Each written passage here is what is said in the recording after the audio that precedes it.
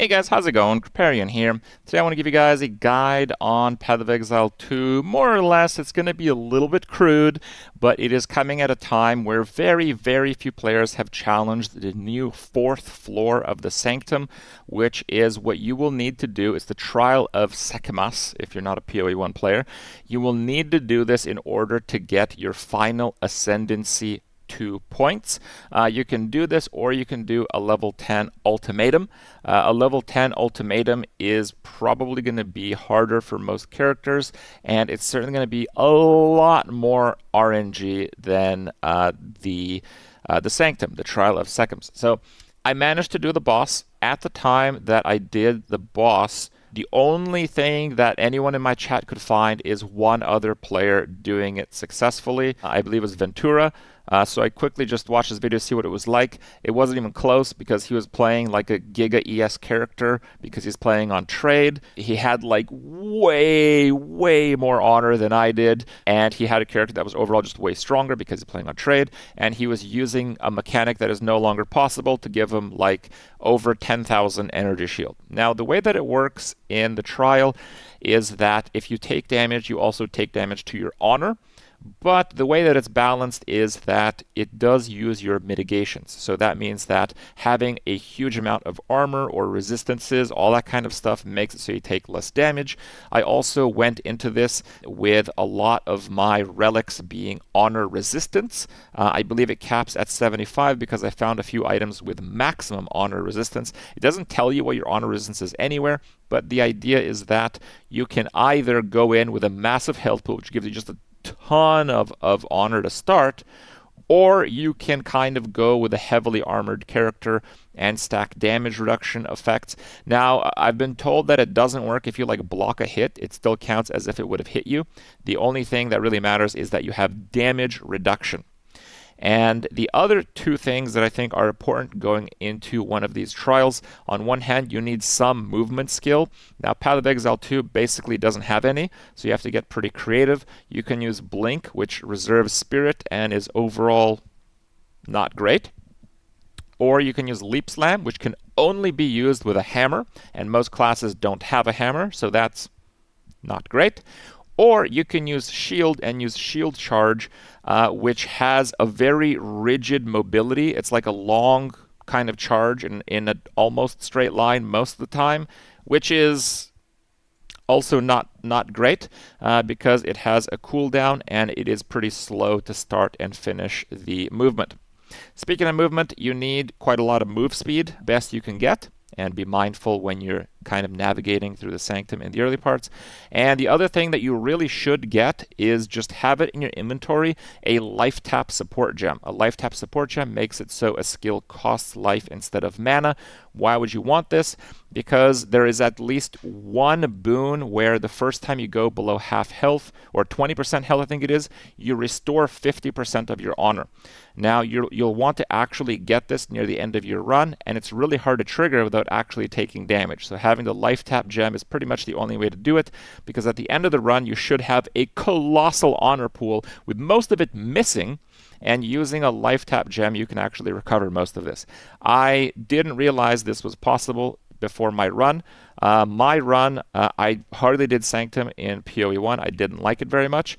And the run that you're about to see, the boss you're about to see, is the first time I ever got to the boss. And again, I only found one other player actually getting to the boss other than the run that I had. So it's pretty early, but I just want to show you guys from my VOD here kind of how that worked.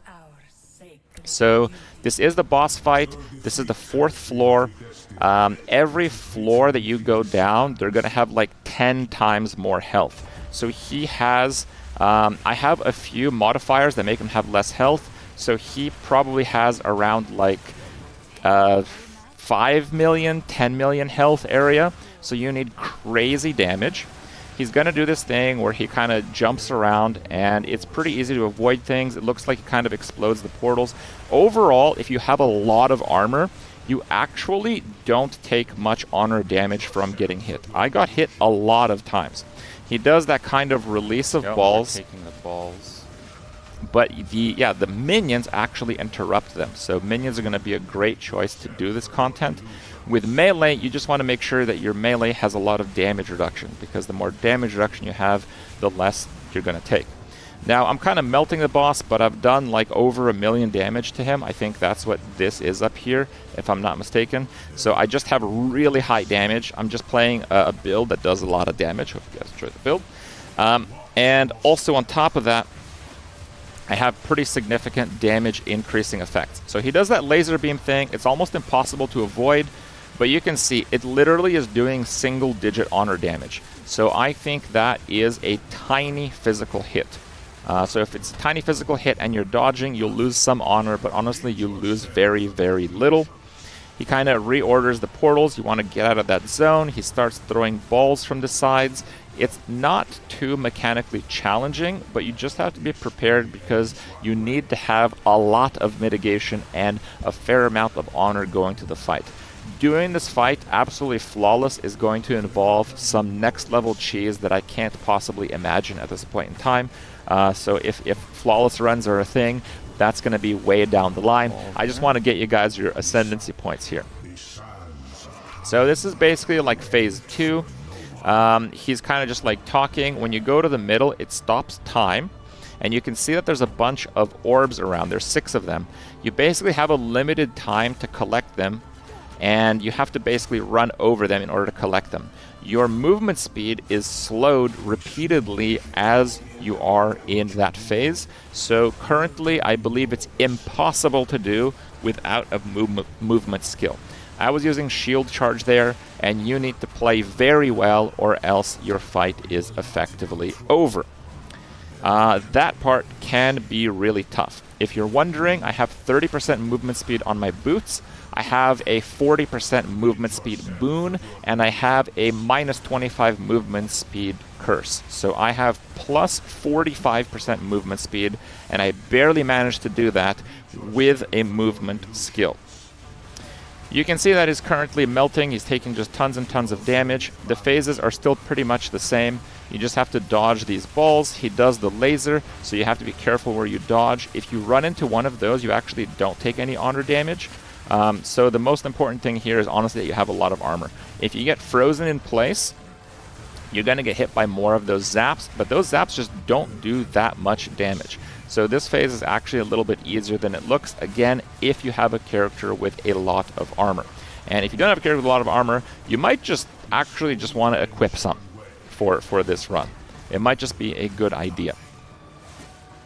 Once you do damage and stuff and enough time has spent, you basically are going to encounter one of those phases again. It gives you that thing where it rewinds your time. You'll learn to use those because that's a new mechanic on the entire 4th floor. Same thing here again. It is going to be the mechanic where you have to pick up all the orbs. You kind of have to imagine the order that you'll do them in. And you can see shield charge is really good because it ignores that slow, but shield charge has a cooldown. Now you are able to get a skill that reduces the cooldown of cooldown skills as support. I think it's by 30%, so that's also a pretty good choice. I don't know about shield charging twice in that, so you really have to be careful. That looked easy, but a small slip up there was pretty much done. That's pretty much it. It's mechanically not that hard of a fight if you're well prepared, and while I wasn't well prepared, it just happened to be that the character that I had and the mechanics that I stacked on my build were exactly the ones that I needed to defeat it. So what happens when you defeat it? You pick up the loot. Yeah, the difference is that his character has 0 mitigation, so he's taking massive honor damage. That's right. And so if you don't have mitigation, if you don't have armor, you take huge damage on that fight, and it can be a lot harder. Anyway, what happens is nothing. That's right. Nothing. I was one of the very few first players to defeat this boss on my first try without really being fully prepared for it, and it was bugged. Yep. I did not complete the 4th Ascendancy. So until you see a bug fix for that, I still wouldn't attempt it. But when that comes, hopefully, this guide serves a purpose, and you don't have to suffer an ending like I did. Thank you for watching, and we'll see you next time.